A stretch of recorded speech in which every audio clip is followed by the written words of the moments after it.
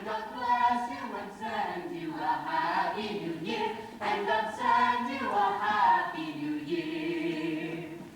We are not daily beggars who beg from door to door, but we are neighbors' children whom you have seen before. Love and joy come to you, and to you your wassail too. And God bless you and send you a happy new year. And God send you a happy new year. Here we come a-wassailing among the things so green. Here we come a-wandering so fair to be seen. Love and joy come to you, and to you your wassail too. And God bless you and send you a happy new year. And God send you a happy new year. We are silence this wretched caterwauling from door to door. Silence, I say! How can a man be expected to work against such noise? Merry Christmas, Mr. Scrooge. Bah! Humbug. Let me speak to him. A Merry Christmas, Uncle. Who calls me uncle? Who else but your nephew? Huh. Fred. I might have known. Wasting your time caterwauling with others as lazy as yourself. A caterwauling, perhaps, but not wasting time. Why not join us, Mr. Scrooge? Yes, come and sing with us. We could do the deep, deep bass. And what about Bob Cratchit? He can sing with the best of us. Good idea, I'll fetch him. No, sir. You shall not fetch. Well, I'll call for him then. Bob Cratchit. Cratchit! Return your work immediately. But, sir. Don't but, sir, me, Cratchit. Return your work this instant. Oh, come, Uncle, be kind. Kind, sir? I pay my clerk 15 shillings a week. I doubt that he's worth it, but I pay it every week. And I expect him to work every week. But, Uncle, it's Christmas. Christmas. Bah! Humbug. Oh, Christmas a humbug. Come, you don't mean that, Uncle? I do mean that. Merry Christmas. What right have you to be merry? What reason have you to be merry? You're poor enough. What right have you to be miserable? What reason have you to be morose? You're rich enough. Bah! Humbug. Oh, come, Uncle, don't be cross. What else can I be when I live in such a world of fools as this? Merry Christmas. Out upon Merry Christmas. What's Christmas time to you but a time for paying bills without money? A time for finding yourself a year older and not an hour richer. A time for balancing your books and finding every item in them set against you. Why, if I had my way, every idiot who went about with a Merry Christmas on his lips would be boiled with his own pudding and burned with a stake of holly to his heart he should. Go! Nephew, keep Christmas in your way. Let me keep it in mine. But, Uncle, you don't keep it. Let me leave it alone, then. Much good has it done you. Much good may it ever do you. Oh, Uncle, there are plenty of things which have done me good, as you call it, without me ever having made a penny from them. Christmas among the rest. But surely Christmas is different. Different? Yes, different. I've always thought of Christmas as a good time. A good time. Yes, a good time. I know what you're thinking, Uncle. You're thinking I mean a lazy, good-for-nothing time. But I don't mean that. I mean a good time. A time when you really feel good. When you make an effort, a real effort, to be pleasant and kind and forgiving and charitable. A time when you open up and you notice other people. It doesn't matter what they're like. You realize they live and breathe and love and hate and sing and laugh and cry and suffer. Yes, Uncle, suffer. Just one day a year we give it up for them as well as ourselves. And that's what Christmas means to me, Uncle. It may never put a penny in my pocket, but I believe that it has done me good and will do me good, and I say, God bless it. Oh, bless it.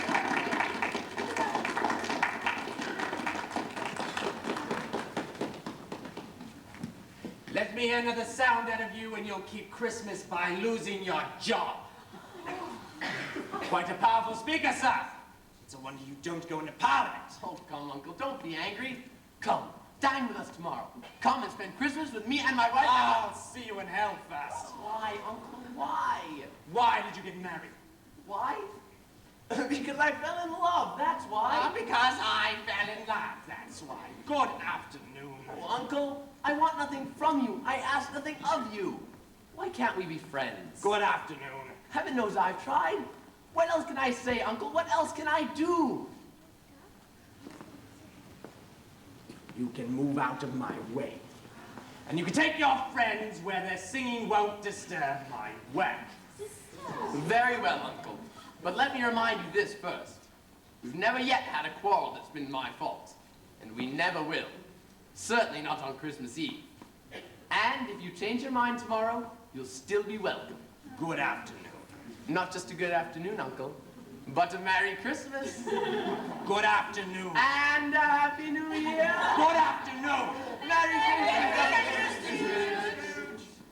God rest ye merry gentlemen, let nothing you dismay. Remember Christ our Savior was born on Christmas Day, to save us all from Satan's power, who was born astray.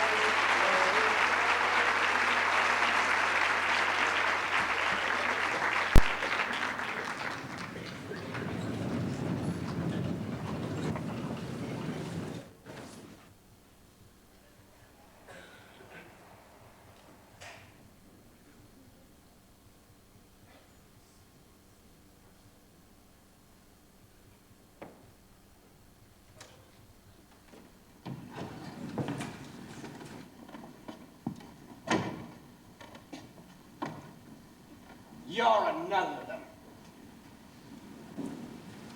Clerk, I need 15 shillings a week. Thinking you have a right to a Merry Christmas.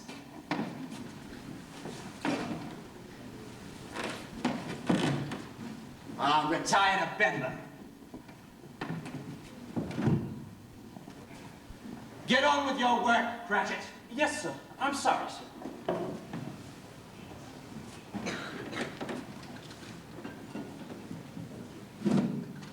Cratchit! Coal is an expensive commodity. I work out to a penny exactly what we need and when we need it. Now get on with your work. It seems to be particularly cold today, sir. Then get on with your work. There's nothing like work for taking a man's mind off things like the weather. Just one shovelful. Please. No, Cratchit. We've used all the coal we need for today. Don't make me have to tell you again. Now get on with your work. Yes, sir.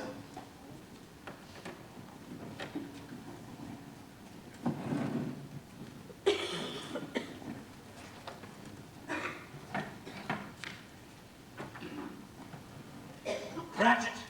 Yes, sir. Come here, Cratchit. Yes, sir. Cratchit, I checked the petty cash totals for this week 3 times. Yes, sir. I left the details on your desk, sir. It came to 6 shillings and 8 pence, sir. It came to 5 shillings and 8 pence, Cratchit. I checked it 3 times myself. Yes, sir, but the coal and candles, sir. I did not receive any receipts for coal and candles. Furthermore, I did not authorize the expenditure of an additional shilling for coal and candles. Well, there was none left, sir. Of course there were none left, sir. You waste them. Certainly there are no candles, sir. I do not care about your candles, Cratchit. You light the candles too soon. Daylight is cheaper, do you understand? Well, sir. Do you understand? Yes, sir. Good. I'm glad that you understand. That will be all, Cratchit. But, sir. That will be all, Cratchit. Fetch me the book of debtors. Yes, sir.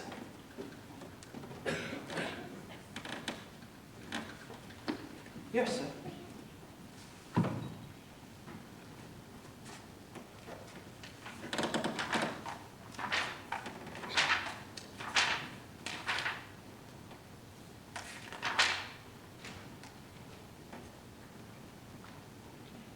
Just as I thought. His debt should have been paid yesterday. Was it? No, sir. Continue, Cratchit. Well, sir, the people came. And when did they come? When you were at the exchange, sir. You asked them to wait? They couldn't wait, sir. Then why did you take their money and give them a receipt? I've told you often enough. Well, they haven't got any money, so I couldn't take it. Well? Well? Well, they said they'd be able to pay next week, and I said, Well, I said I was sure you would understand, sir. You said what? Well? I shall take out a summons immediately, Cratchit. If people cannot pay their debts, then they must go to prison for it. And the goods must be confiscated. They will pay, sir. I'm sure of that. You're sure of that. And don't you interrupt me. Do you suppose I should have gotten where I am today with the same attitude as yours, Cratchit? They will pay, sir. They just need a little more time. And they will get a little more time, Cratchit. In the debtor's prison. But, sir, it's Christmas. Christmas? What has Christmas to do with it? Get on with your work, Cratchit, before you ruin me. Yes, sir.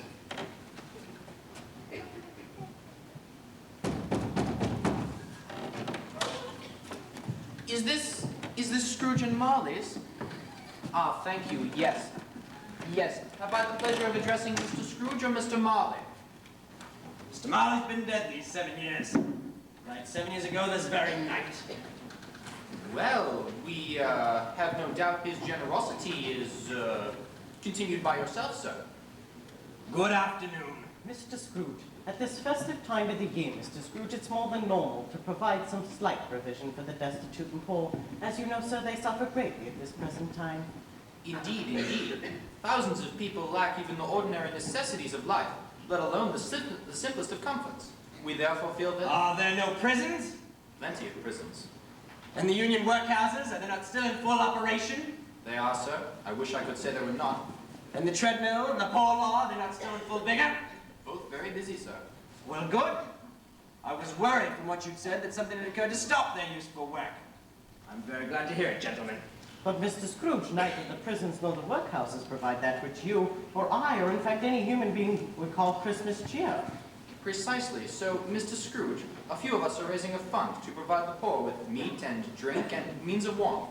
What shall I put you down for? Nothing. You mean you wish us to withhold your name? I mean, I wish to be left alone, gentlemen. Since you ask what I wish, that is my answer. I do not make myself merry at Christmas, and I can't afford to make other people merry. Particularly idle people. I pay to keep both the prisons and the workhouses in full operation, and they cost me quite enough. Poor people who are badly off must go to them. But many can't go to them, sir. And many would rather die. Then let them die! And decrease the surplus population.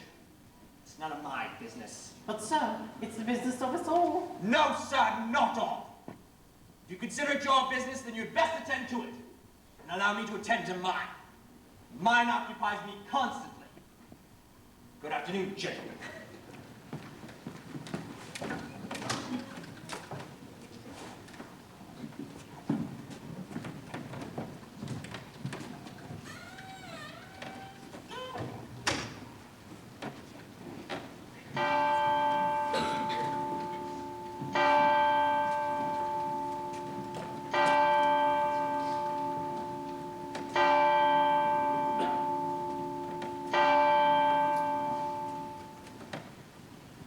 Time to go home, I suppose.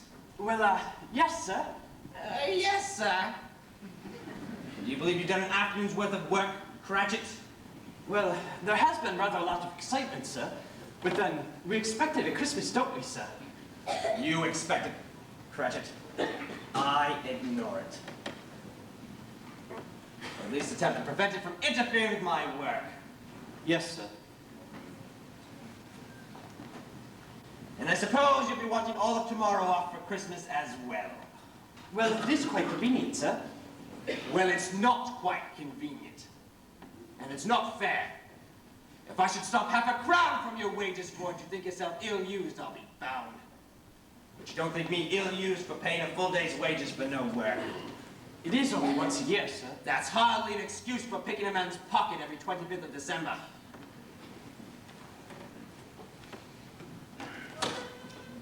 Still, I suppose you must have it. Oh, thank you, sir. Be here all the earlier the next morning, Cratchit. Yes, sir. Thank you, sir. Merry Christmas, sir. Merry Christmas. Out upon Merry Christmas. Ah! I'm back.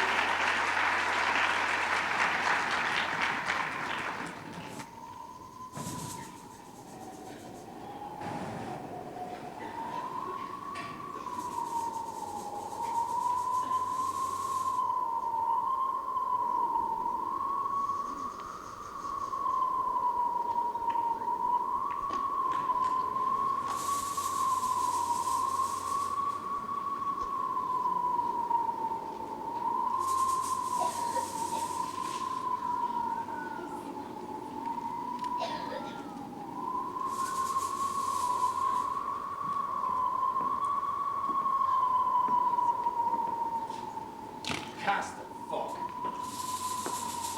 Cast the stupidity of the whole world. Christmas. Humbug! It's nothing but stealing. Calling it charity doesn't change it from what it is. Stealing!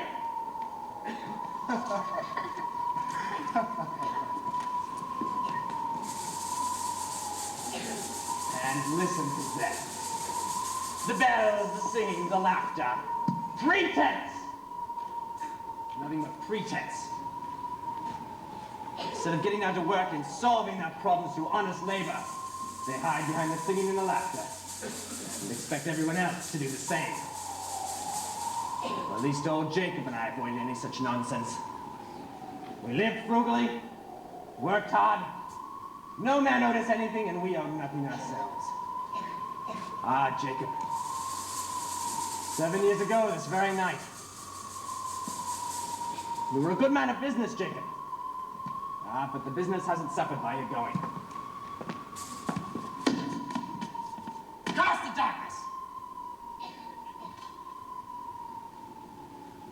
Never mind. A house stuck away in the darkest alley is a good investment.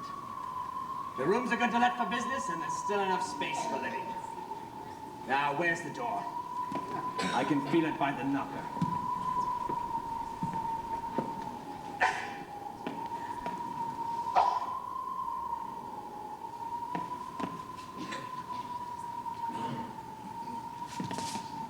What? What's this? No, Jacob. Whatever else you could do, your face could never serve as a knocker on the door. Jacob, don't haunt me like this. I won't believe it. I won't.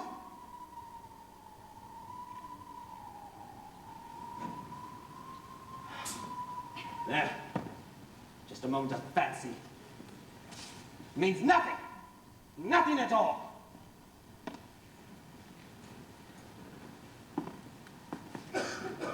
Bah! Humbug! What did I expect to see? Your pigtail hanging from the other side of the door? Means nothing. Nothing at all. Ah, Jacob. You chose well when you chose a staircase like this. You could drive a coach and four in comfort.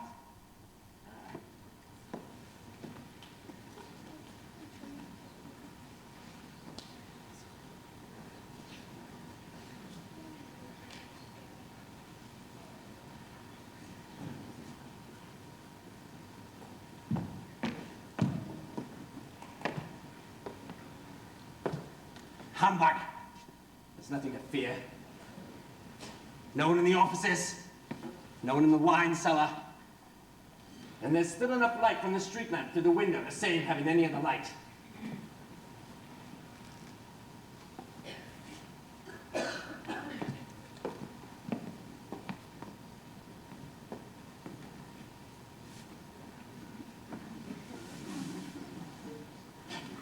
No one under the table. No one under the chair.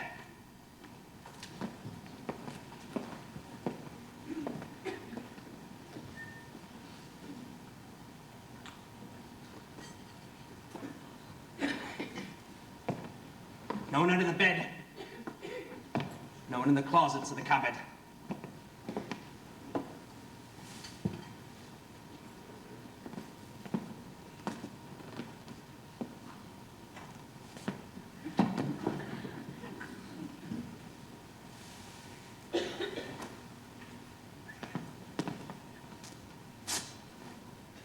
No one in my dressing gown. Humbug. Of course, no one. All I need now is a good pot of gruel. This one's lasted me all week.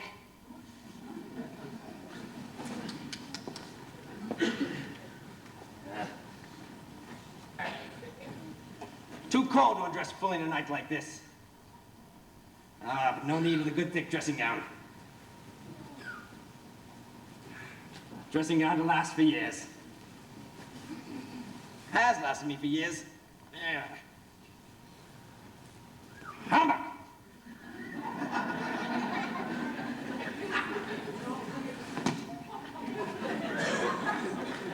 Maybe not too much longer.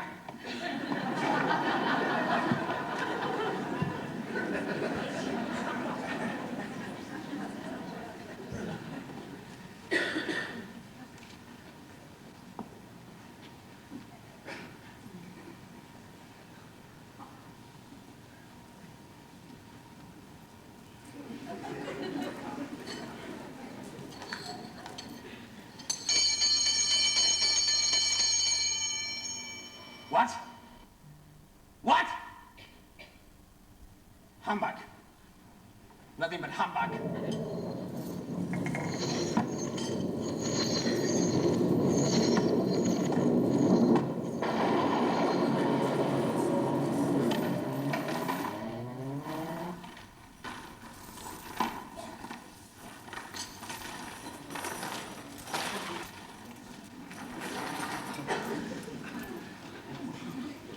What do you want with me?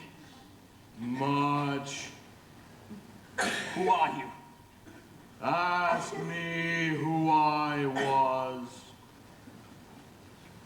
You're mighty particular for a ghost. Who were you then? In life, I was your partner, Jacob Marley. Yes. So you seem. Can you sit down? I can. Well, do it then. You look more tired now than you did 7 years ago.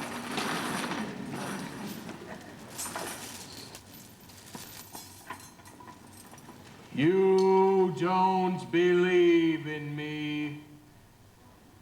No. No, I don't. What proof can I offer you beyond that of your own senses? I don't know. Why do you doubt your senses? Well, because a little thing can affect them. A small disorder of the stomach can make them cheat. Why, you may be nothing more than a bit of undigested beef, or a blot of mustard, or some crumbs of cheese, or even a bit of an underdone potato. Yes, there's more gravy than a grave about you, whatever you are.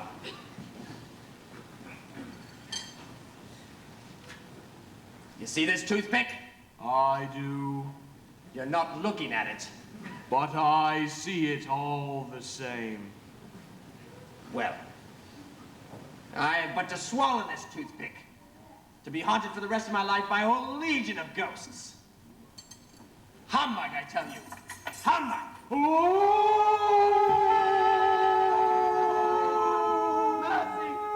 Mercy! Why do you trouble me so, Jake? Do you believe in me or not? I do. I must. But why, Jacob? Why? Listen, And I will tell you. I will listen, Jacob. But why? Why? Listen. Be still and listen. It is required of every man that the spirit within him should walk abroad among his fellow men and travel far and wide. And any spirit that does not do so during life is condemned to do so after death, is condemned to wander through the world as I am now, Ebenezer Scrooge, as I have been these 7 years. As you have said, I am exhausted with restless wandering over 7 whole years. The chains, Jacob. The chains. Why? I forged them myself. You? They are a heavy and a painful burden. And yet, I made them myself during my own wretched life. The chains you are forging, Ebenezer, will be no less heavy. You are forging them yourself, link by link. No, Jacob. Speak comfort to me, Jacob. I have none to give. Comfort comes from other spirits, Ebenezer, and it's given to other kinds of men. My spirit never moved beyond our counting house, and weary journeys lie before me. But you were always a good man of business, Jacob. Business? Mankind was my business. The common welfare was my business. Charity, mercy, kindness were all my business. Making money was merely a drop in the great ocean of my business. Why did I walk through crowds of fellow beings with my eyes turned down, and never once raise them to that blessed star which led the wise men to the poorest stable? Why? Why?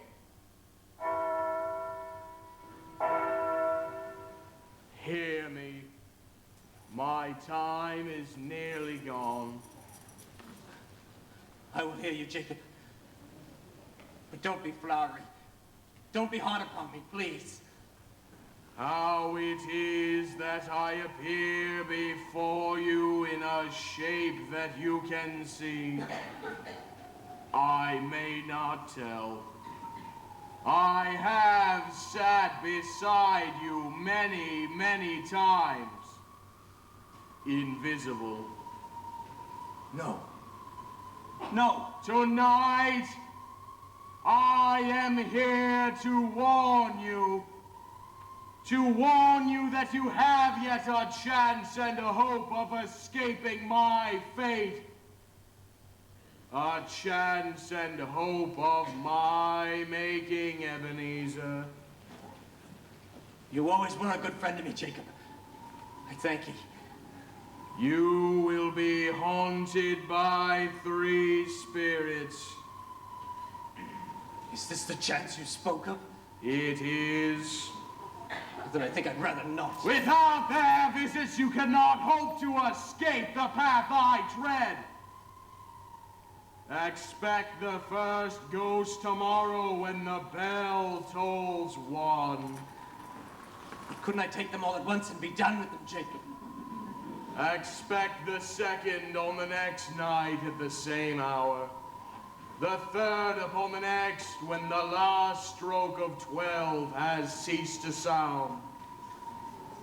Do not expect to see me again, but for your own sake. Remember what has passed between us. Remember, remember.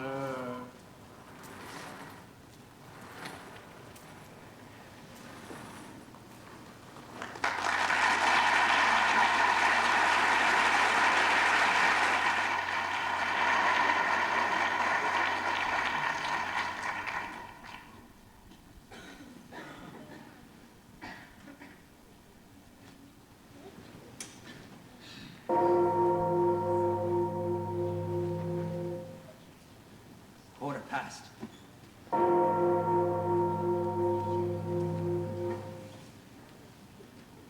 Half past.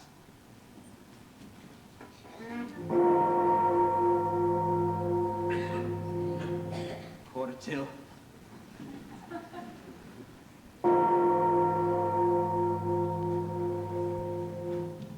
The hour and nothing else.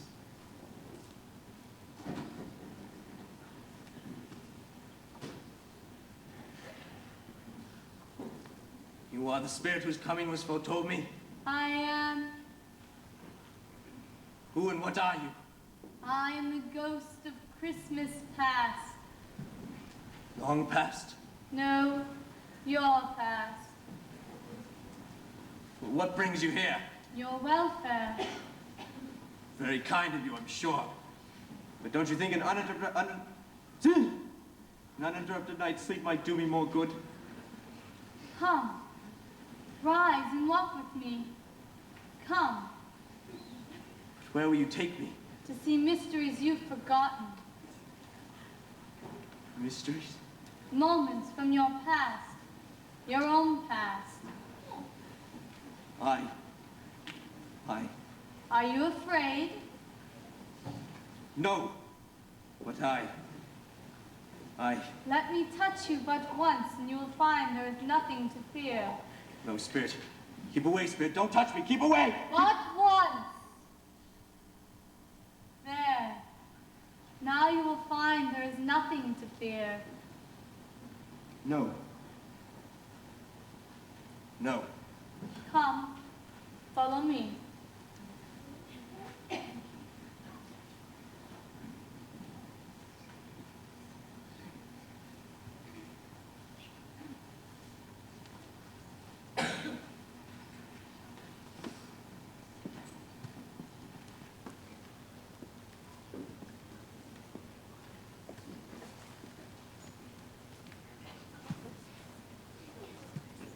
Spirit, wait. I remember this place. You remember? I lived here as a boy. I could walk it blindfolded. Strange to have forgotten for so many years. Look!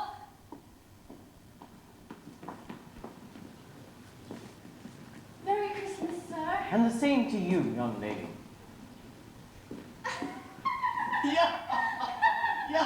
Oh, Merry Christmas!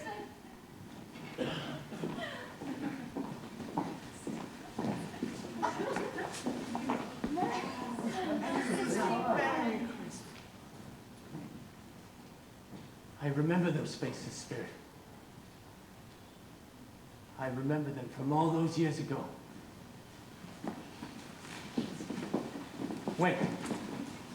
Don't go. Stay. Stay with me.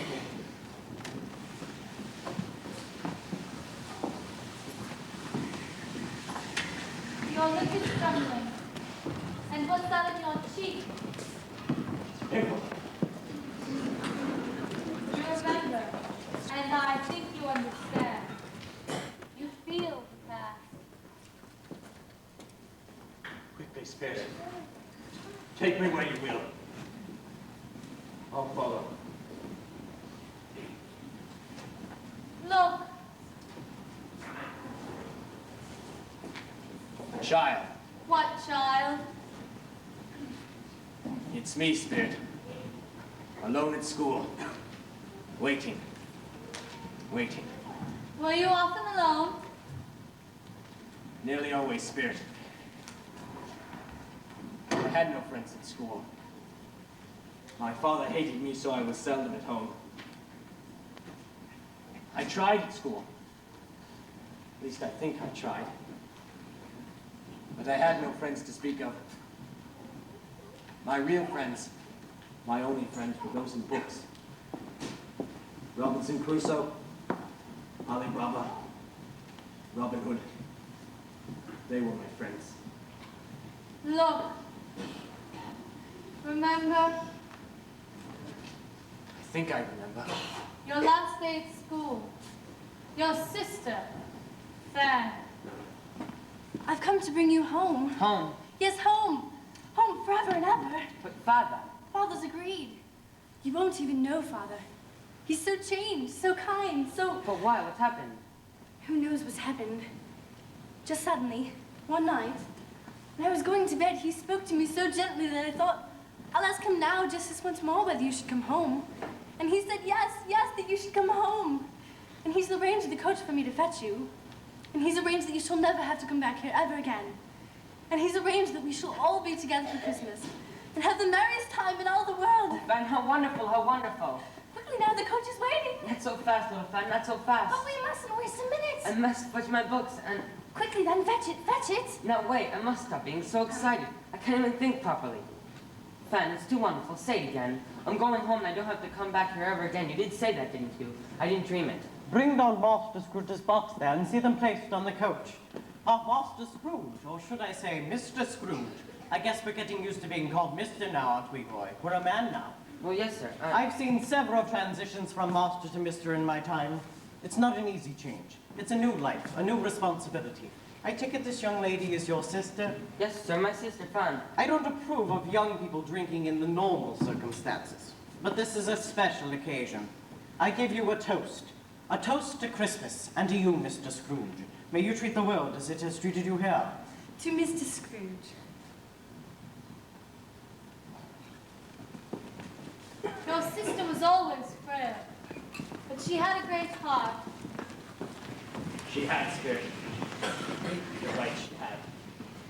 She died while still a young woman, a married woman with children. One child. Only one. True, your nephew. My nephew. Fred.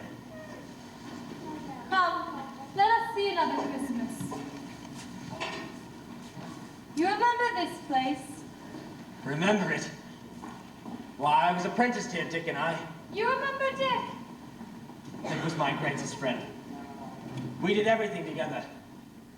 And we were apprenticed to dear old Fezziwig, bless him. Dear Fezziwig. Look! Yo-ho there, Dick, Ebenezer. Yo-ho, my boys, no more work tonight. Christmas Eve, Dick, Christmas, Ebenezer. We've got 1 minute, my boys, to make this place fit for a party. 1 minute before my guests arrive. Yes, Mr. Fezziwig. I'm losing my accent.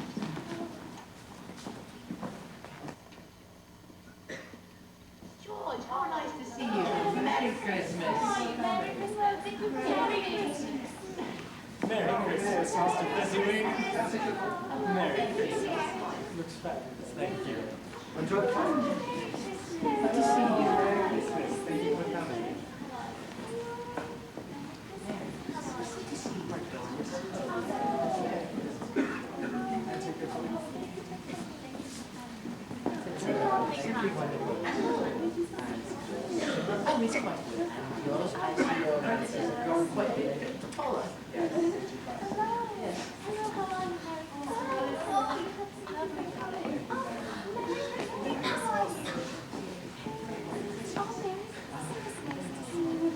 So you've been busy on the holidays?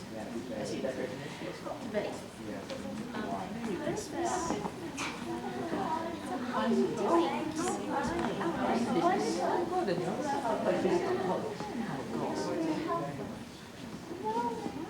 Well, this is a party. Why don't we dance? Dancing.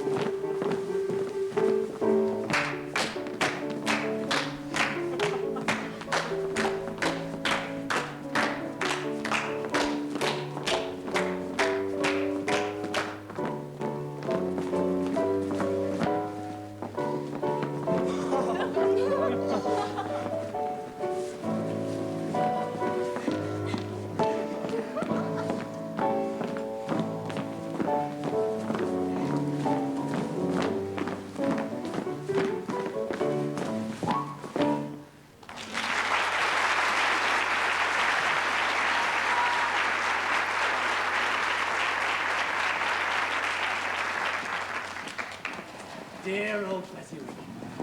Dear old Fezziwig. A small matter to make these silly people so happy and so full of thanks.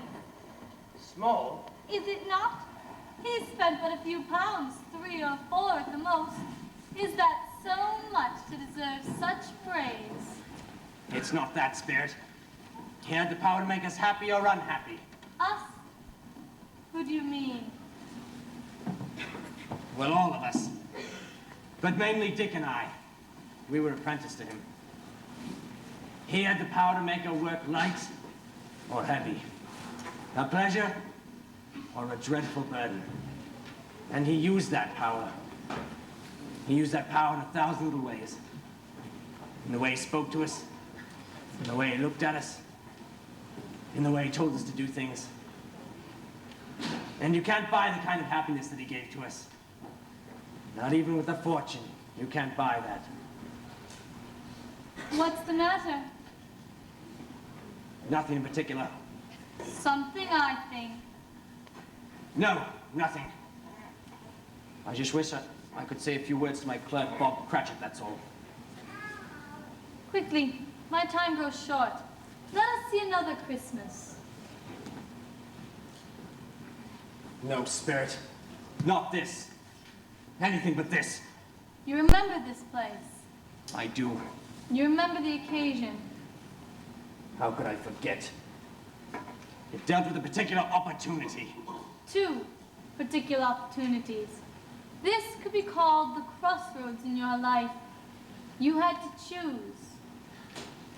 I chose as best I could. I tried to make the right decision. My whole future depended on it. Your whole future? What of others? What of their future? Their future was their own making. It had nothing to do with me. Look again and see. No, Spirit! Look, I say. Come on, old man. If we don't go now, we shall miss all the daylight. Oh, my feet are just tingling for the thought of a skate. Ebenezer. Oh, he's all wrapped up in another one of his silly old books. Come on, Ebenezer. We'll soon move that. Come, Ebenezer. The books will keep till tomorrow. For today, it's skating. And then supper. Come on, Ebenezer. Let's put the books to bed. Shall we? Dick, don't do that. But it's Christmas, and the books are fed up with work. Give it back. Tomorrow morning. I said give it back. Ooh, hoity-toity. And at Christmas, too. Give it back, Dick. Here, catch. Will you give that book to me at once, please? When you're a good boy and promise to forget all about it till tomorrow morning.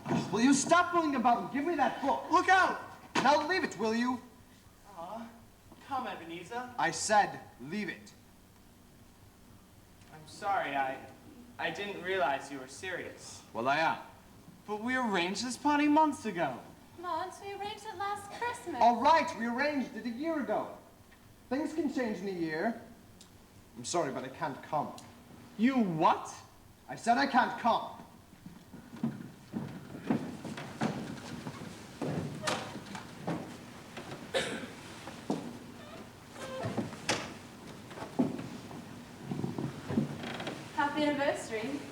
Happy anniversary, my dear.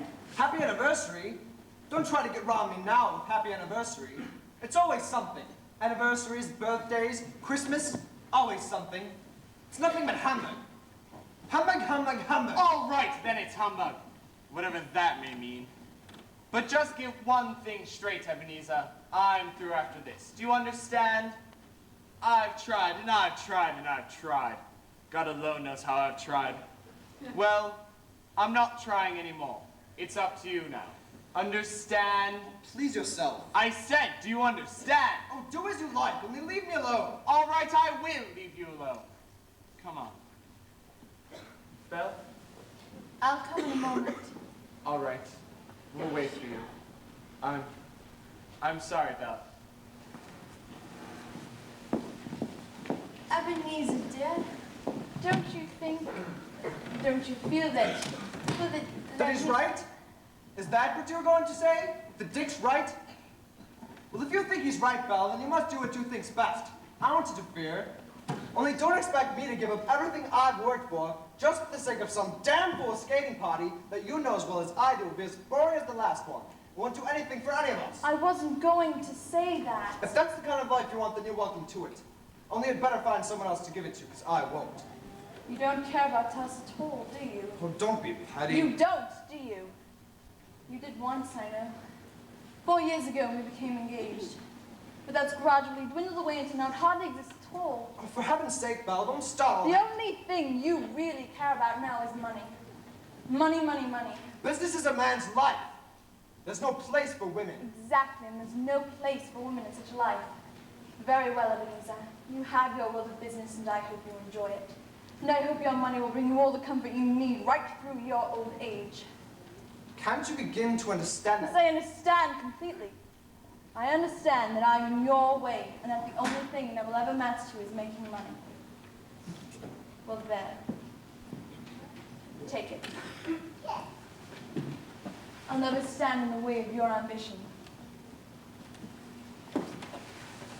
Stop her. Stop her, you fool! Stop her.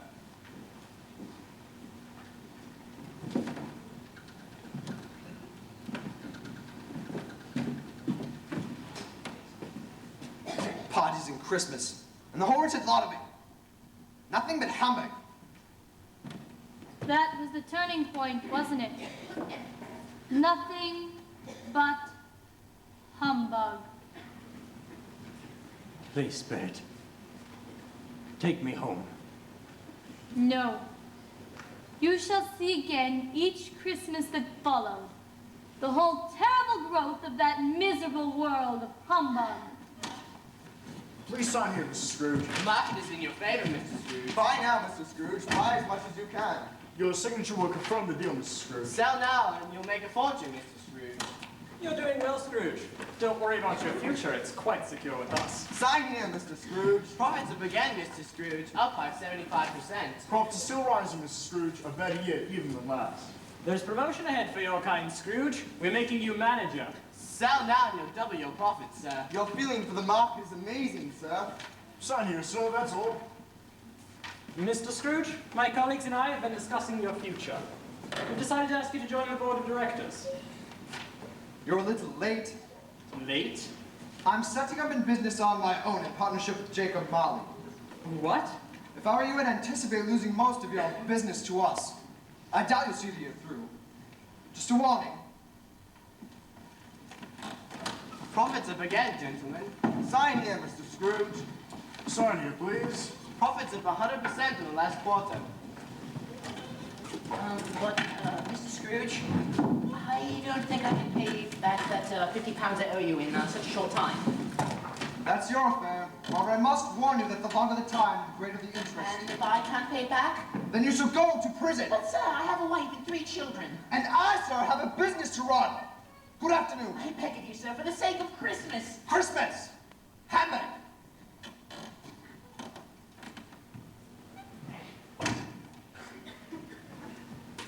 A good year, Jacob, a good year. A very good year, Ebenezer. A Merry Christmas to us both. Hammer! Yes, humbug, but we can wish ourselves a prosperous new year. I appeal to you, gentlemen. At the rate you are going, you'll put us out of business altogether. Really? How unfortunate. I did warn you. What do you expect us to do then? Sell out to us. What else? At our terms.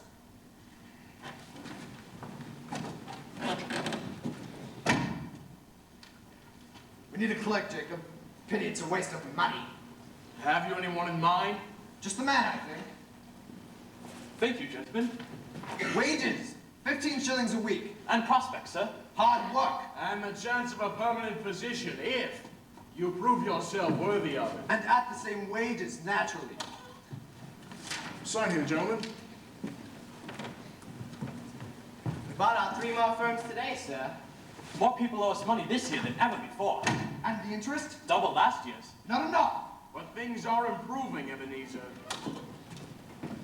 Gentlemen, I cannot possibly pay this week. Then we shall send you to prison. But couldn't I have a little more time? Much more time in prison. But gentlemen... Good afternoon.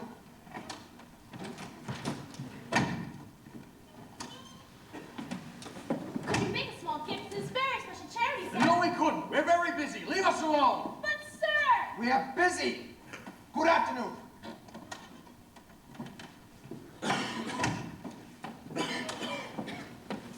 Sir, our organization works for the sick and the needy. Then you had better look after your organization. We will, sir, with your help. Do I ask you to look after mine? No, sir, but I... Then don't ask me to look after yours. But, sir, the sick and the dying. Good afternoon.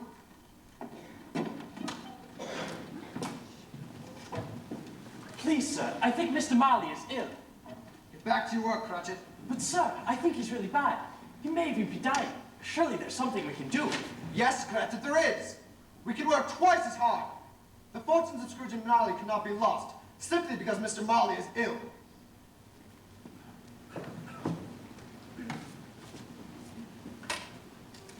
$50. 100. 150. 200. 250. Isn't it dreadful, sir? And on Christmas Eve, too. Christmas Eve. Hammock!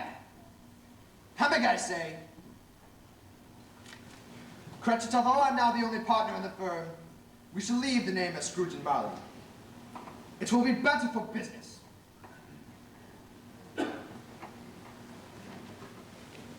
Please, Spirit. Take me away from here. I told you that these were shadows of things that happened in your past. That they are what they are is nothing to do with me. I cannot bear anymore. Take me home. Take me home. I will take you home, but learn from what you have seen. I will, Spirit. At least I'll try. Come, follow me.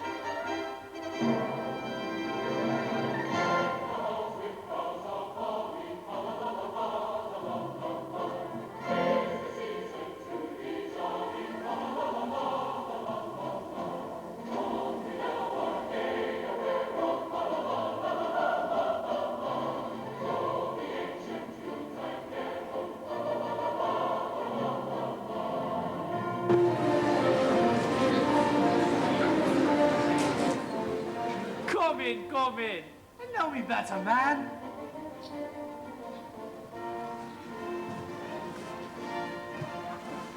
I am the ghost of Christmas presents. Look upon me, look upon me. You have not seen the likes of me before.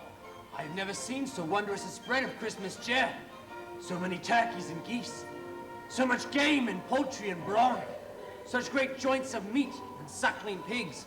And great wreaths of sausages. Ah, but look inside. Look at those.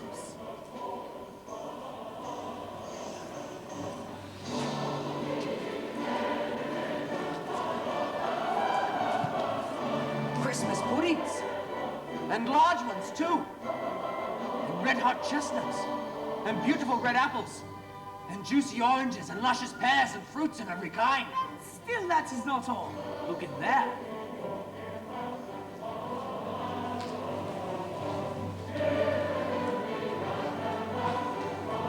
Christmas cakes. And mince pies. And nuts and raisins. And sweets. And more sweets. And yet more sweets. I did that.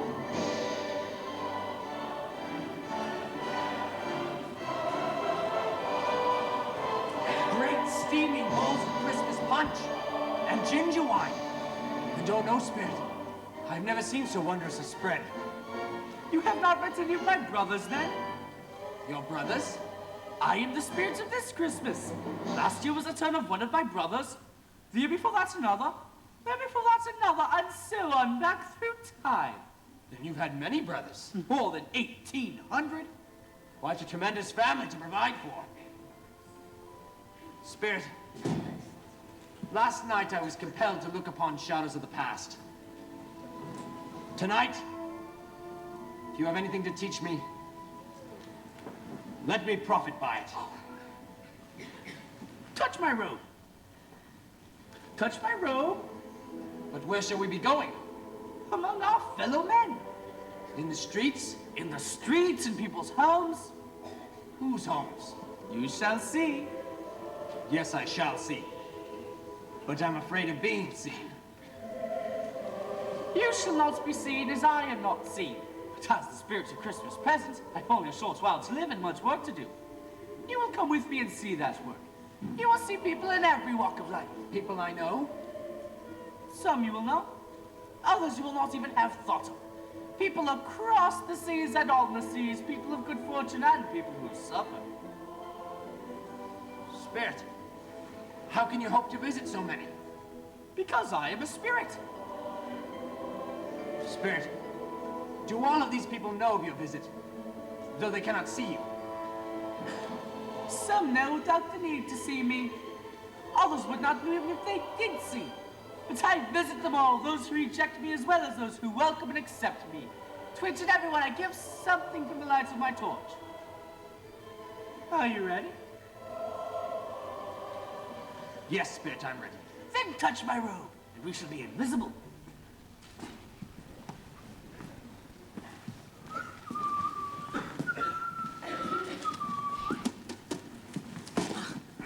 Why don't you watch me ain't going? Me? It wasn't my fault. Of course it was. You clumsy oaf. I'll box your ears. Well, come on then, settle it now.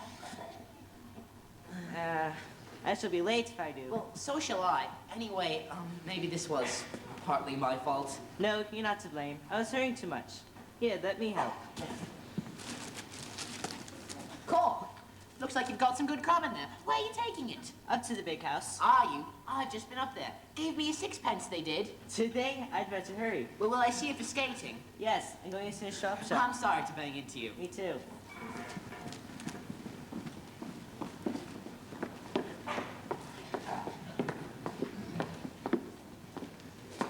Oh, I can't go another step. My whole body aches, fit to drop it, Dad. But you can't give up now. Keep trying.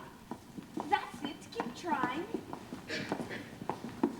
I can't, I tell you. I simply can't. But you must.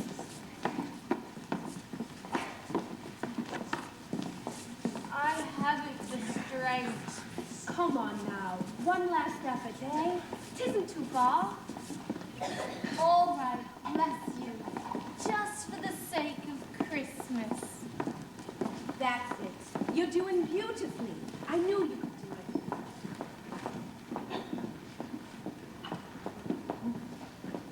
it. Can I be of any assistance? No, really, thank you. We can manage perfectly well from here. Are you sure? Yes, thank you. Well, happy Christmas to you. And the same to you. Thank you for asking. Happy Christmas and a Merry New Year. Thank you. Now, wasn't that just lovely? It's like I always say, there's something about Christmas that sort of does something to people. That's it. That's lovely. Nearly there. Spirit, tell me, does your torch always work such wonders? Not always. Look.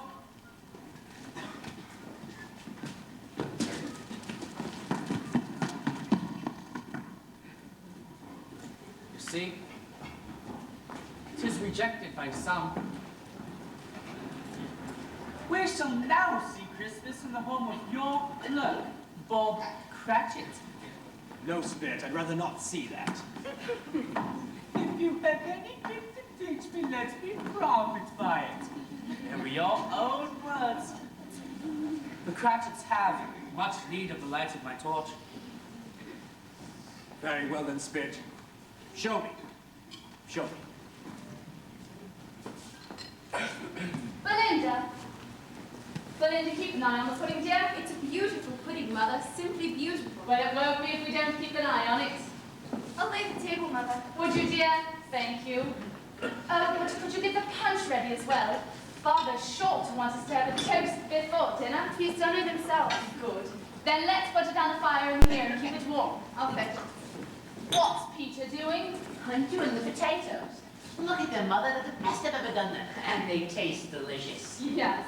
And if you taste much more of them, there won't be any. Oh, I only had a little. Ooh. What's the matter with you? Just smell that goose. There never was such a goose. Listen. Is your father home from church with Tiny Tim? Oh, quickly, Martha. Hide. Hide. Yes, do quickly. You'd better hurry or he'll catch you. Or look the other way or something. Hello, everyone. I hope we're in time. Why, what's the matter? Where's our mom? She's not coming. Not coming. No, they've kept her at work. Kept her at work. Not coming on Christmas Day. There she is, there she is. Oh, Father, I couldn't keep it up a moment longer. I simply couldn't. Spoiling it. You really had me worried. It's a shame to tease him. And on Christmas Day, I want to show Tiny Tim the pudding. Please, please. Oh, and the goose. Everything. I want to see all of it. Oh, come on, then. I'll see they don't eat it. My, it smells good. I hope it is, Robert. And I hope there's enough. Of course there'll be enough. You always worry about that. I'm sorry. I didn't mean... No, I know you didn't. I never cease to marvel how you make a few shillings go so far. How did little Tim behave at church? Was he good? Good as gold. Even better. But Tell me. he comes out with the strangest ideas. He's a funny man. What did he say? I suppose it's sitting on his own so much. He gets kind of thoughtful, then comes out with the oddest ideas you've ever heard. He's doing all right. Isn't he? I think he's growing stronger, my dear. I think so. Robert? Anyway, he suddenly said that he hoped that people saw him at church because he was a cricket. What? Yes, that's what he hoped. He said it might be pleasant for the people to remember on Christmas Day who it was who made lame beggars walk and blind men see. Just like that. Just as simple as that. It's a delicious pudding, Mother, and a great big goose. And oh, it's all so wonderful. If we don't eat soon, Peter will have finished all the potatoes. I shan't. Is the goose done, Martha? Beautifully done. Just ready to eat. Then, Robert? Yes, my dear. We'll have a toast Oh, first. gosh, look after the punch. It's all right, Peter. I've seen to it. Can I sip to my favorite corn for the toast? Of course you can, dear. Here's yours, Mother. And one for Martha. Well, I'll give Tiny Tim his. There. Have we all got some punch now? Yes.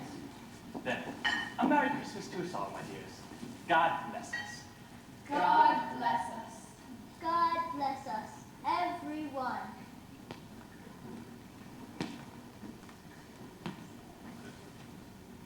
Tell me, Spirit, will Tiny Tim live?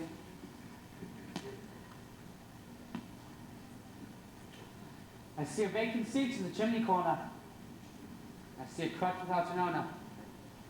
If these shadows remain unaltered by the future, the child will die. No. No, kind If Spirit. these shadows remain unaltered by the future, no other spirits of Christmas will find him here. But what of that? If he's likely to die, he'd better do it soon and decrease the surplus population. Don't. Don't. Again, your words. Man, don't use such words until you've discovered what the surplus is and where it is. Will you decide what men shall live? What men shall die?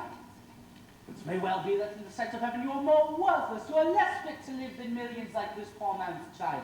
What then? What then? Listen. Mr. Scrooge. I give you Mr. Scrooge, the founder of our feast. The founder of the feast, indeed. I wish I had him here. I'd give him a piece of my mind to feast upon. My dear, please, the children, Christmas Day. Yes, and it needs to be Christmas Day for one to drink to the health of such an odious, stingy, hard, unfeeling man as Mr. Scrooge. You know he is, Robert.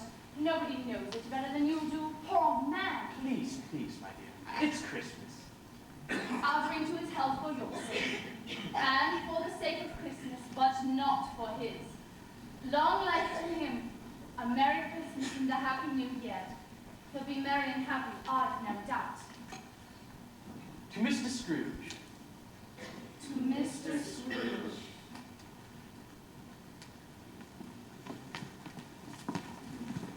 There is not time for you to see the lives of others in such detail. You must move quickly. Take me where you will, Spirit. I'll follow. And gladly. What place is this? Why do we stand on a desolate moor in such a storm? A miner's cottage. The menfolk toil in the very bowels of the earth. But they know me here, look. Deck the halls with boughs of holly, fa la la la la la la la la. 'Tis the season to be jolly, fa la la la la la la la la. Don we now our gay apparel, fa la la la la la la la la. Troll the ancient Yuletide carol, fa la la la la la la la la. Come, that was the lighthouse across the sea. Across the sea. Spirit, how can you hope to cross the fury of these seas? Do not be afraid. Follow me. We shall see the lights again very shortly.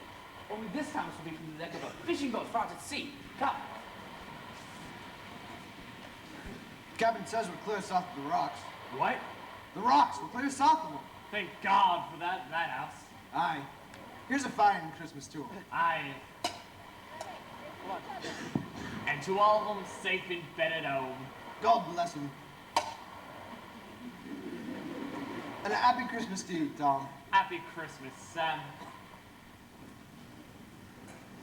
Even in the dangers of the sea, men do not forget me.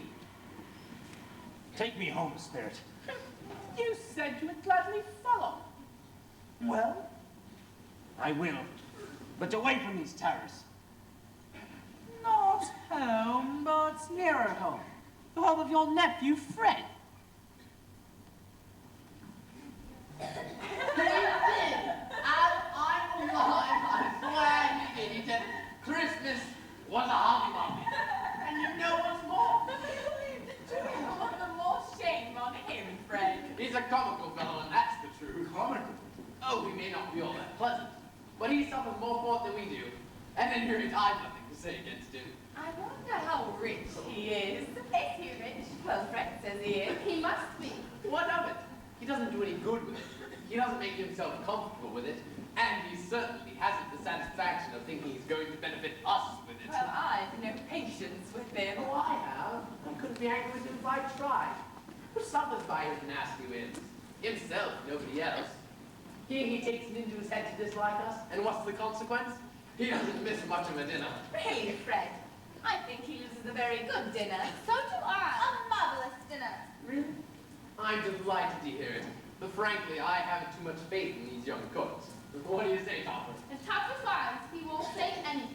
Oh, do stop teasing and go on with your story. Fred never does finish a story. I doubt he ever gets the chance. All I was going to say is that the only consequence of dear old Uncle Scrooge refusing to make merry with us is that he loses some mighty pleasant moments that couldn't possibly do him any harm, and some companions that couldn't help but be pleasanter than those in his own thoughts, whether he's in his moldy old office or his dusty old house. But you won't ask him next year, will you? Oh, of course I will. I'll ask him every year, whether he likes it or not. Why?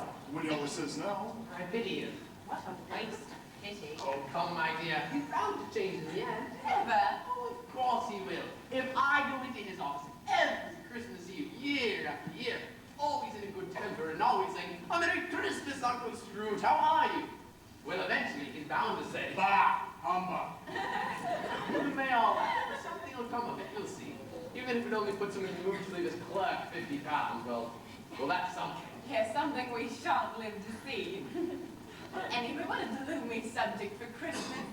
Just because he can't enjoy himself, there's no reason why we shouldn't. What about a carol? How about Ding Dong Merrily on High? Oh, jolly good idea.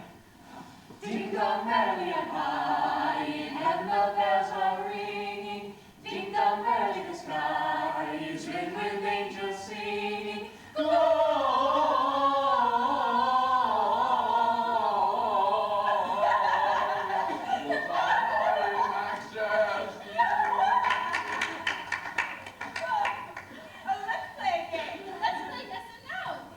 Jolly good, who's going to ask the question? Oh, you, Fred, please. He's marvelous at it. Please do, Fred. Give me half a minute to think of something.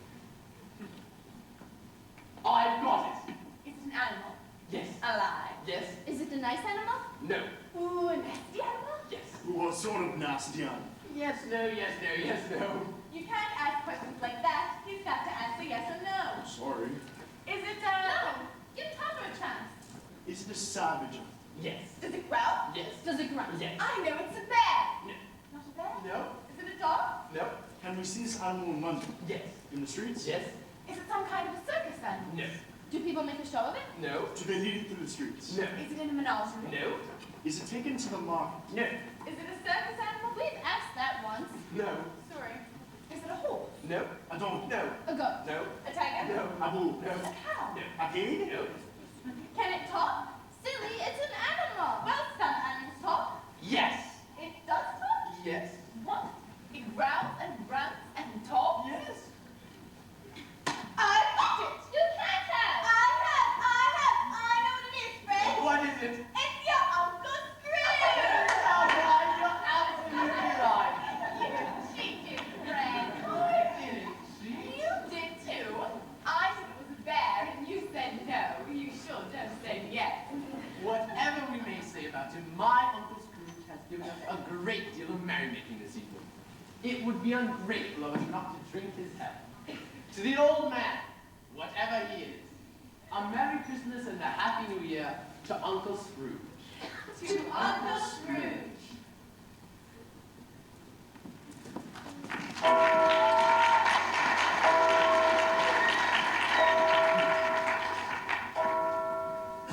Look, here, imprisoned. And here, the sick. And across the sea, pathetic slaves, too starved and hungry to work at all, compelled by the whip. And the blind, look, here. And the lonely, the miserably lonely. The very old, the forgotten.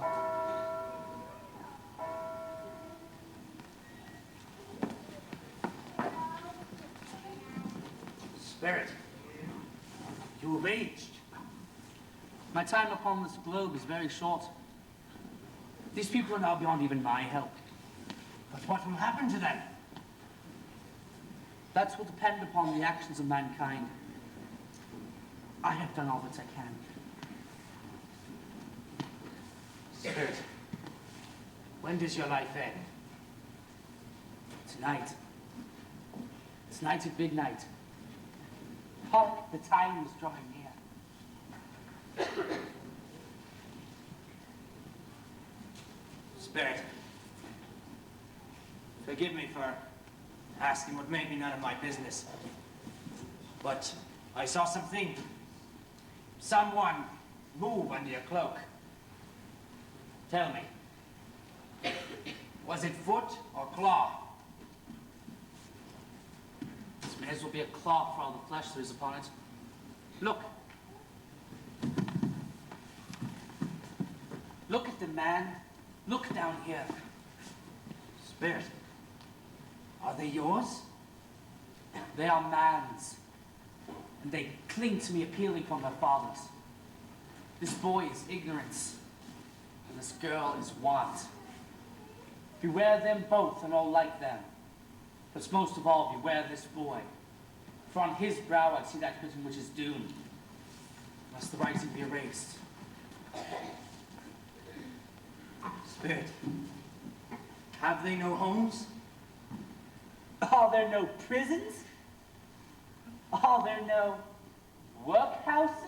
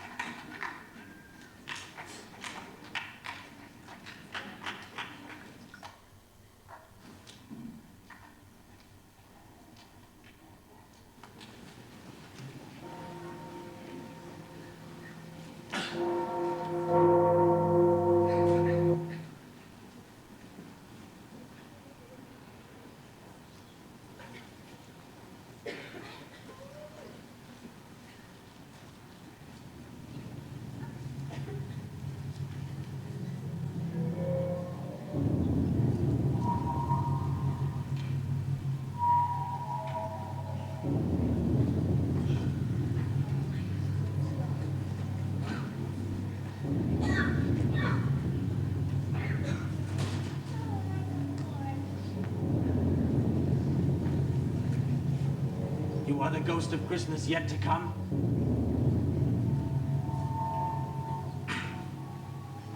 You are about to show me shadows of the things that have not happened, but will happen in the time before us.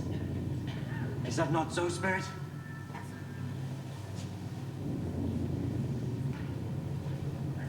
Ghost of the future. I fear you more than any specter I have ever seen. But as I know it is your purpose to do me good, and as I wish to be another man from what I was, I am prepared to bear your company, and do it with a thankful heart. Will you not speak to me?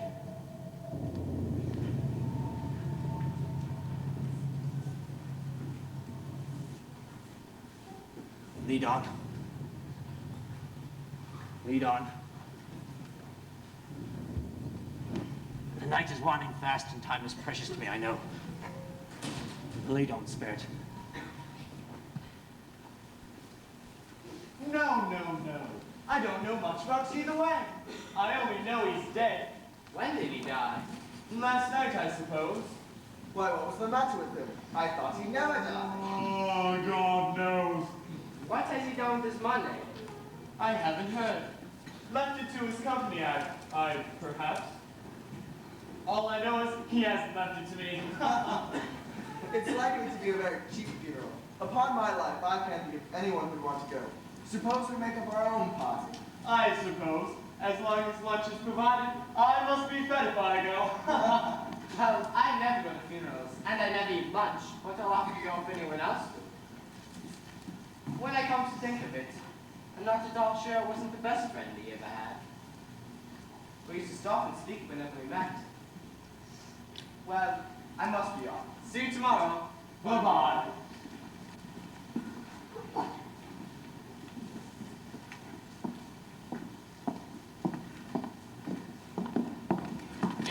Hello. How are you? Well, thank you. And you? Fine. I hear old Scratch has got his own at last, eh? So I've heard. Cold, isn't it? Seasonable for Christmas time. You're not a skater, I suppose. No. Something else to think of. Well, good morning. Good morning.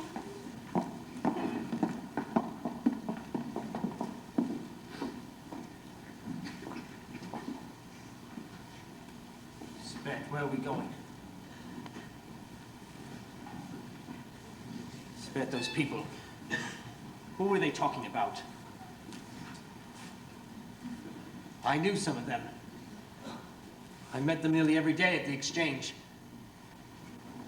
So tell me, who were they talking about? Lead on. Lead on, Spirit, I will follow. No, Spirit. Not this way. The streets are foul and dirty. Every alley, every archway is a cesspit of filth and grime. And the people are no better than the place. Please, Spirit, not this way.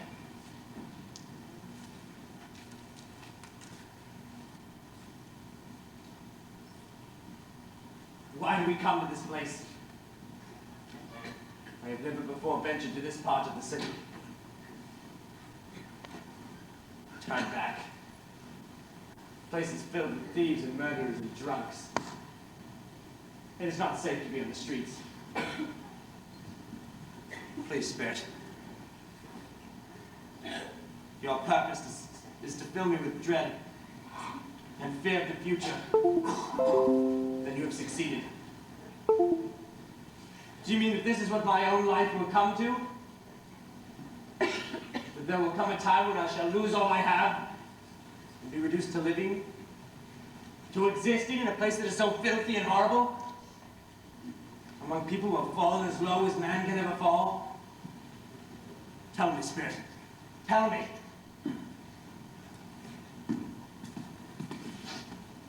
Wow, Mrs. Dilber! Well, Mrs. Dilber, fancy seeing you. I might say the same about you. Going to Joe's? Where else? Where else indeed? There's not a better beetling shop in all the city. Oh, Mrs. Dilber, don't tell me that you've been to him too. Why not? He was dead, wasn't he? Scattering cold, though. At least he wasn't when I was there. And by all the signs, you beat me to it.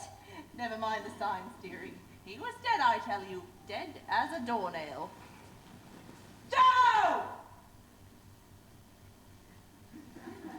Joe! I'm in the back ways. He'll be there all right. Oh, he'll be there. Expecting us to, I shouldn't wonder. Oh, it's you, Mrs. Dilber. I wondered who'd be first. Why, Joe? Wait for me then. And another of you. Why, if it isn't the Undertaker? You don't waste much time now, do you? Who are these people? And what do they mean to me? What have they in those bundles? Is it something they've stolen?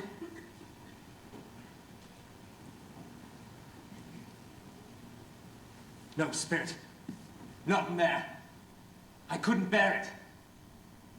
I've never been to such a place in the whole of my life.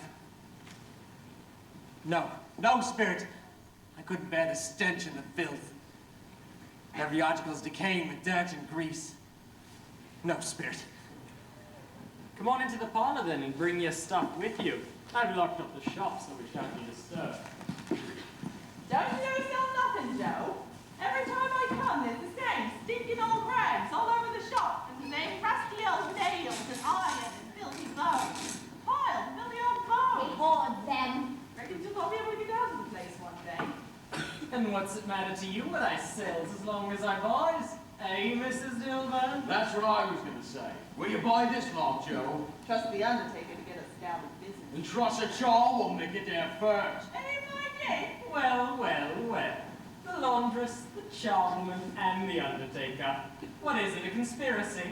Chance, Joe, pure chance.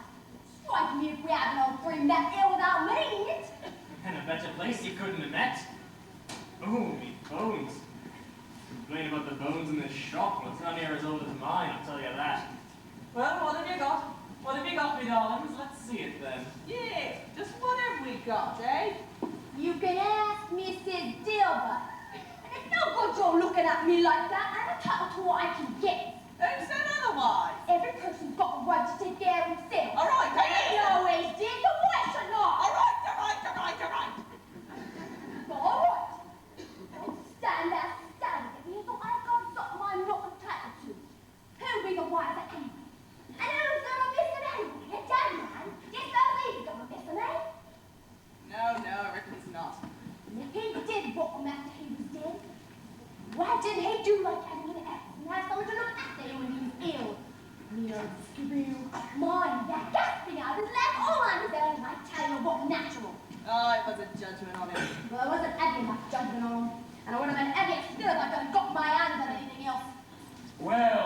Aye, Lord Joe. What's the word to you? Then a pencil case, a couple of seals, and what's this? A pair of sleeve buttons, and a brooch. That's worth something, Joe. No, it's not. It's worth hardly nothing. Oh, but Joe. 5 bob, the Lord. 5 bob. Take it or leave it, it's all the same to me. Wouldn't give me another 6pence for that lot if he was to boil me alive. Who's next? I'm next. Here, have a look at this lot. It's cheap and towels. Yeah, there's not much in those. Some old clothes. Oh, they're old all right. I'll grant you that. Worn him all his life, I shouldn't wonder. Yeah, but have a look at this pair of spoons, Joe.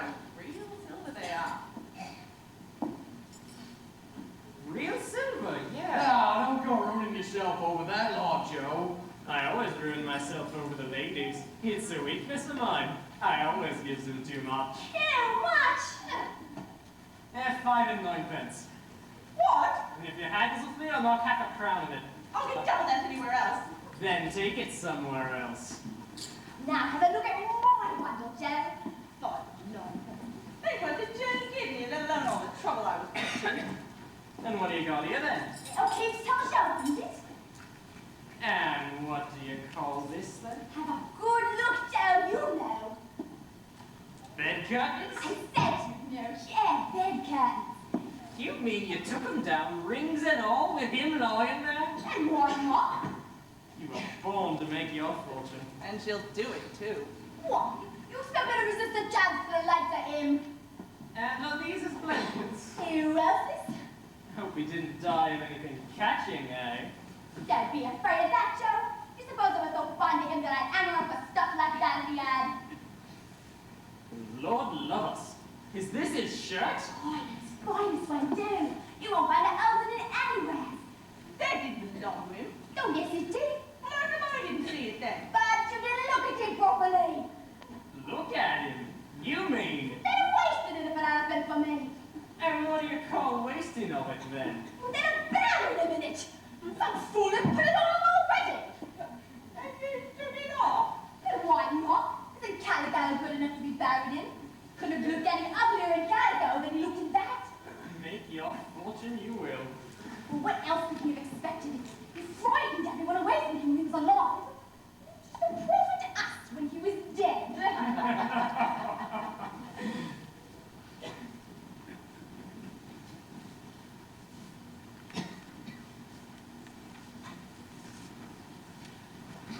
Merit, I begin to understand. You are showing me what has happened to some poor and happy man. As a warning of what may happen to me. Is that it, Spirit?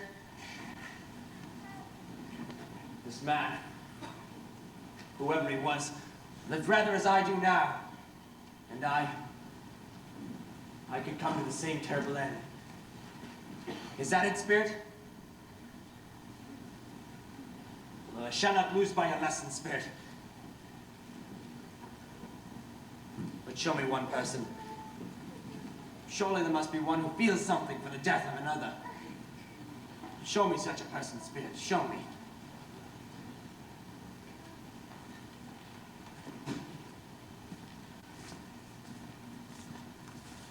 Caroline, you shouldn't have waited up. I had to know. Well, is it good or bad? It's bad. Then we're completely ruined. Not completely. Still a faint hope. But we owe him money. He'll demand every penny, and he won't give us any more time to pay. You don't imagine he'll relent, do you? It's past relenting, Caroline. He's dead. Thank God. No, I'm sorry, I shouldn't have said that. Remember when I went to see him the other day? He told me he was ill. I thought it was just an excuse. Apparently he was not only ill, but dying even then. And who will they transfer our debt to now? I don't know, Caroline. That's what I mean by faint hope. We might be able to raise the money before they transfer our debt to anyone else. Well, whoever it is, they can't possibly be as mean and unkind as he was. No one could ever treat us as badly as that. Spirit, please do not torture him anymore. Show me one person.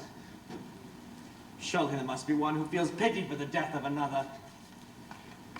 Show me some moment of tenderness, or I shall be haunted by these sights forever.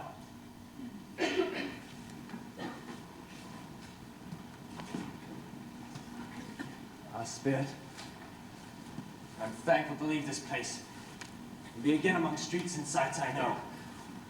Lead on, Spirit.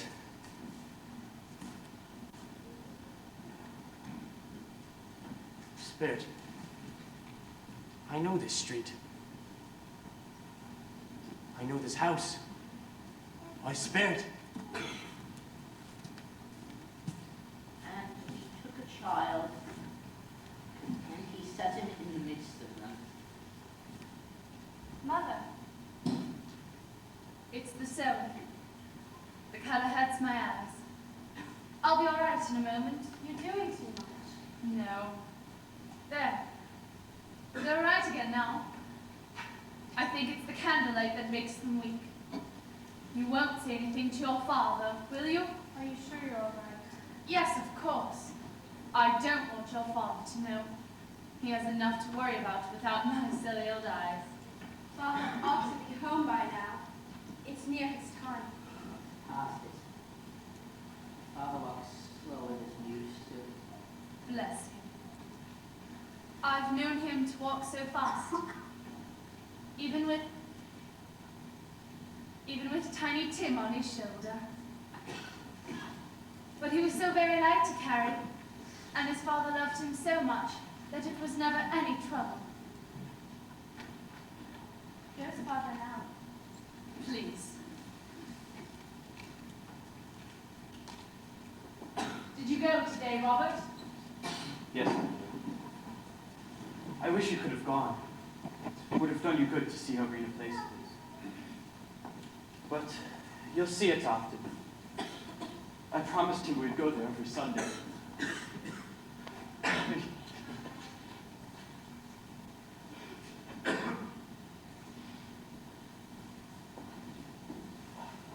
I must tell you, I met Mr. Scrooge's nephew today.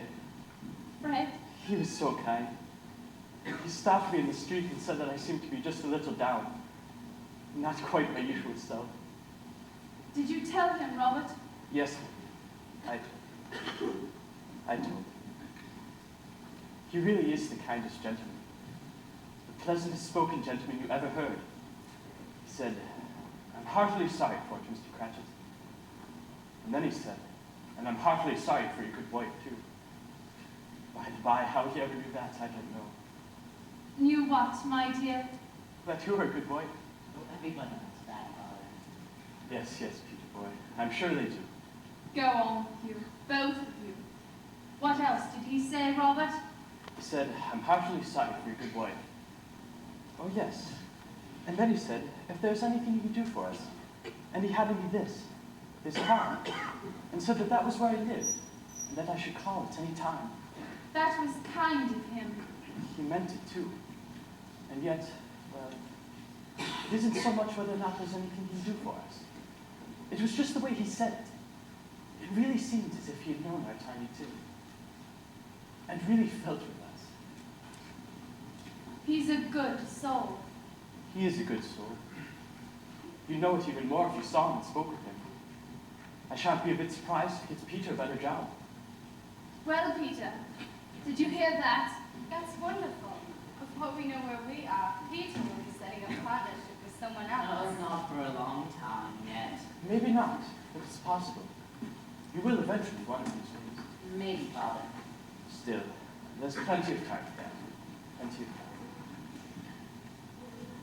Well, however and whenever we part from one another, I'm sure we'll none of us forget poor Tiny Tim, shall we? Nor shall we forget this first of all partings among us. And I know, my dears, that when we remember how patient and how quiet he was, then we shall not quarrel easily amongst ourselves, and risk forgetting little Tiny Tim. I am very happy. So very happy.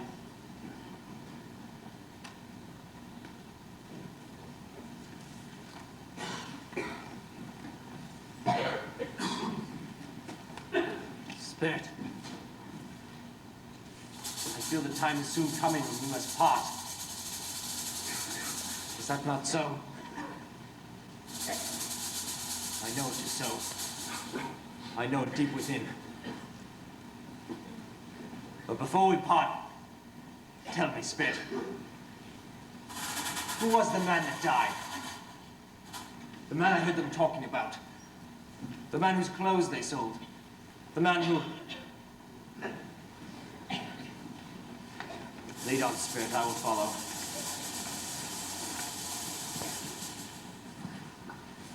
But Spirit, this way lies the churchyard. We've passed all the places I've known. No! Why in here? Why here in the churchyard?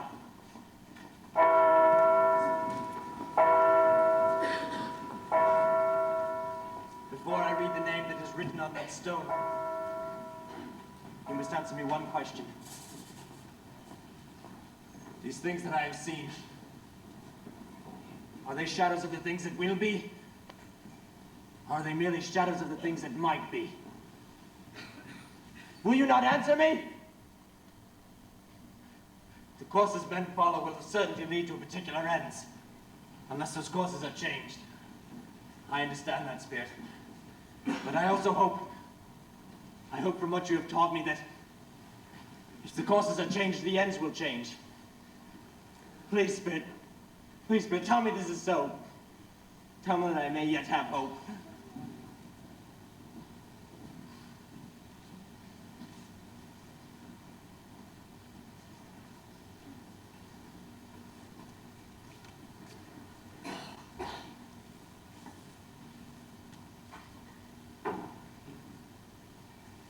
Ebenezer Scrooge.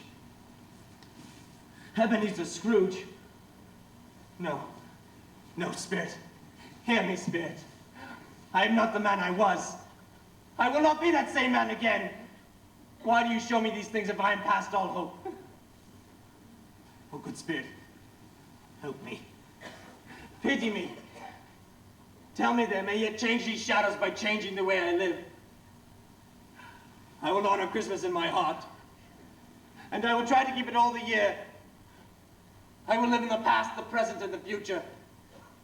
The spirits of all three shall strive within me. Oh, Spirit, please, Spirit, tell me that I do not hope in vain. Please, Spirit.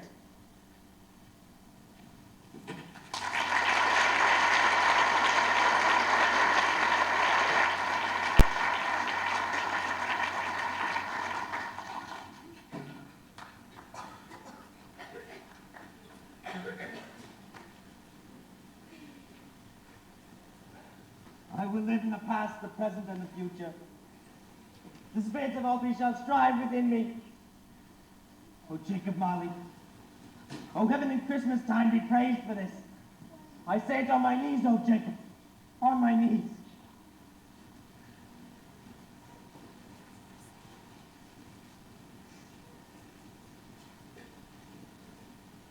But wait. Everything is here as it was. And I am here. I am here. The shadows of the things that would be might still be changed. They will be. I know they will be. I'm as light as a feather. I'm as happy as an angel. I'm as merry as a schoolboy. I'm as giddy as a drunken man. A Merry Christmas to everyone. A Happy New Year to all the world. There. That's where the ghost of Jacob Marley came in. And that's where the ghost of Christmas present stood. It's all here. It's all true. It's all happened. I don't know what day of the month it is. I don't know how long I've spent among the spirits. I don't know anything. I'm like a baby. Never mind. I'd rather be a baby. A Merry Christmas to everyone. This is extraordinary. Extraordinary. Why can they be ringing out so gloriously now? Why? Why now? Oh, it's beautiful. No mist, no fog. Just the beautiful air, crisp and bright and cold and clear. And the blue of the sky and the sunlight. It's glorious.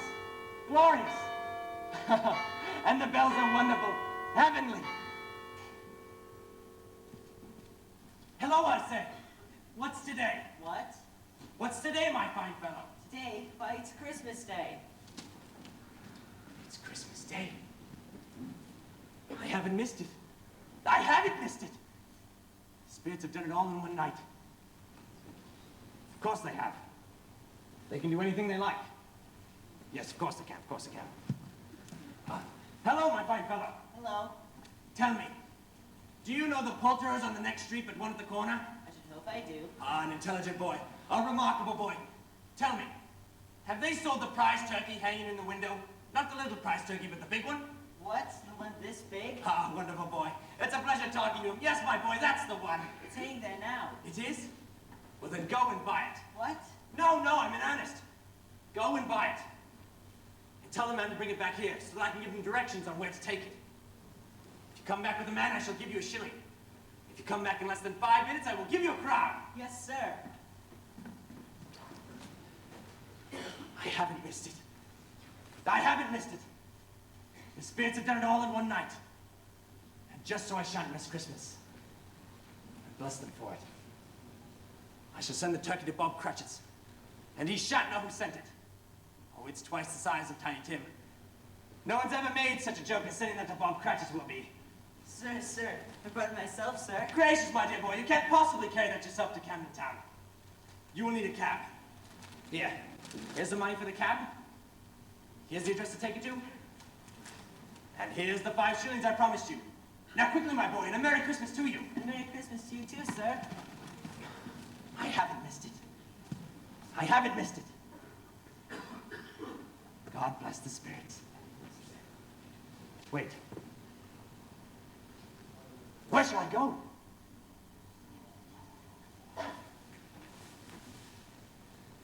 I know.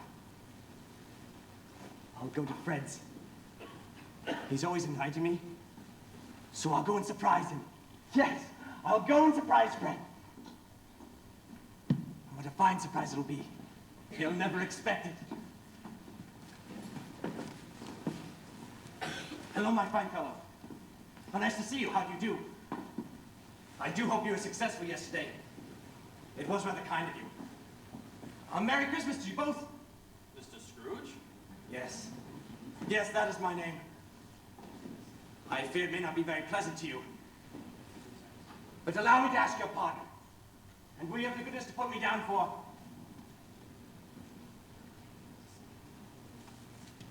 Lord bless me, my dear Mr. Scrooge. Are you serious? If you please. And not a farthing less. A great many back payments are included in that, I can assure you. My dear sir, I don't know what to say. Well, then don't say anything. Just come and see me. Will you please come and see me? I will. I will. I thank you. I thank you 50 times and bless you both. A Merry Christmas to both of you. And the happiest of all your New Years. And to you, Mr. Scrooge. Merry Christmas.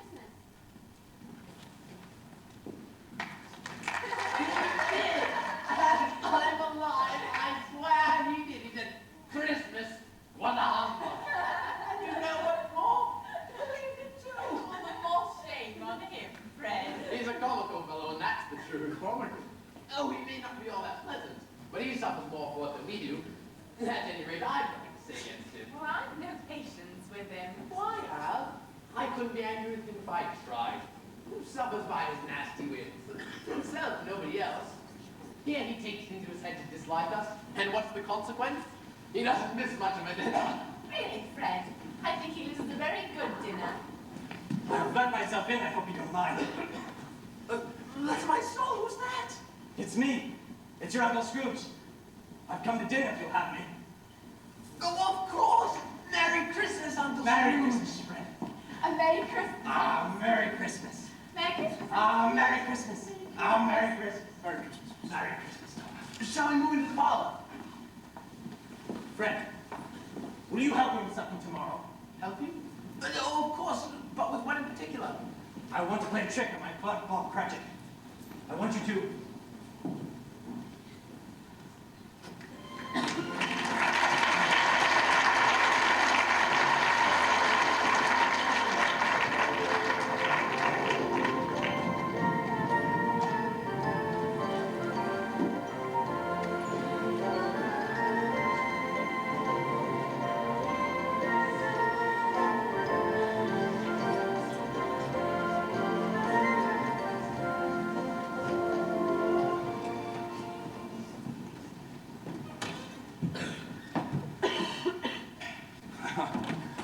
regret it's late.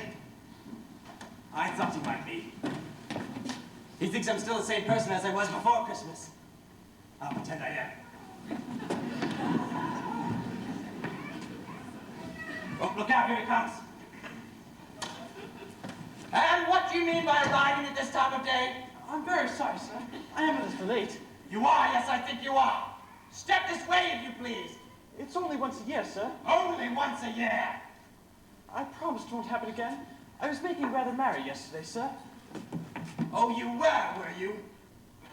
Well, I'll tell you what, my friend. I'm not going to stand for that sort of thing much longer. As a matter of fact, I'm not going to stand for it any longer. And therefore, I'm about to raise your salary, Bob. A Merry Christmas, Bob. A Merry Christmas, Bob, my fine fellow, that I have ever given you in many a year. I shall raise your salary. I shall try to help you and your family. And we shall discuss your affairs this afternoon over a steaming Christmas bowl of punch. And look, Bob, look. Merry Christmas. Merry Christmas, Uncle Sam. Ah, my fine boy, come here. Merry Christmas to you. Merry Christmas. Scrooge was better than his word. He did it all and even more. As a Tiny Tim, he was a second father. He became as good a friend, as good a master, and as good a man as the good old city ever knew, or any other good old city, town, or borough in the good old world. Some people laughed to see the alteration in him, but he let them laugh, and took no notice of them, for he's wise enough to know that nothing ever happened on this globe for good, without some people having their fill of laughter at it. His own heart laughed, and that was quite enough for him. And forever afterwards, it was always said of him that he knew how to keep Christmas well as any man has ever kept it. May that be truly said of us, and all of us. And so, as Tiny Tim observed, God bless us, everyone.